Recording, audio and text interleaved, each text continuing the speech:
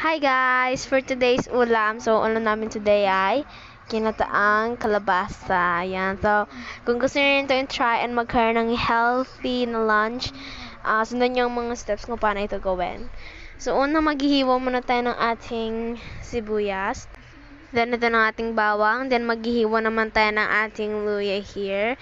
Then, maghihiwa naman tayo ngayon ng ating kalabasa. Ayan, hiwa natin ito.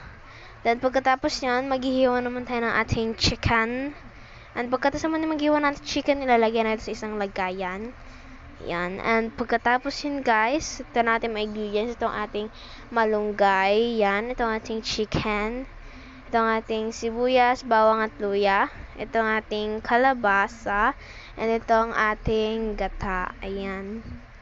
So, tara na guys, atin na itong lutuin. So, una, maglalagay muna tayo syempre ng ating oil. Then, ilalagay na muna natin ang ating sibuyas, luya, at bawang.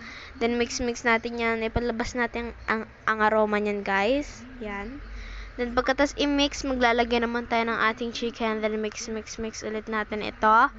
And pagkatas naman natin ito i-mix, guys, maglalagay naman tayo ng paminta. Then, mix ulit natin ito. Then, pagkatapos naman yun, guys, maglalagay naman tayo ng ating kalabasa. Yan, ito ang ating mga healthy kalabasa. Then, maglalagay naman tayo ng asin. Pagkatapos naman natin maglagay ng asin, guys, mix natin ito. Ayan. Pagkatapos natin i-mix, guys, maglalagay muna tayo ng ating pangalawang gata. And then, papakulan naman na natin yan. And pagkatapos ilang minuto, maglalagay naman tayo ng ating malunggay.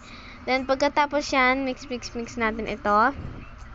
Pagkatapos naman natin yung i-mix, guys, ipapakulo na muna natin to. Then, maglalagay natin ng ating unang gata. Ayan.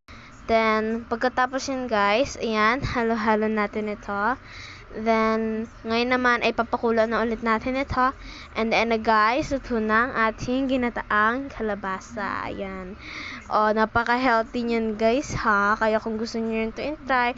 And again, kung gusto niyo magkaroon kayo ng healthy na lunch today or any kind of lunch or dinner, basta man yan, eat this because this is so good. Anyways, guys, thank you for watching. Please like and follow me. Please share this video. Thank you for watching, guys. See you in the next video. Bye-bye. Stay safe and eat well. Bye-bye.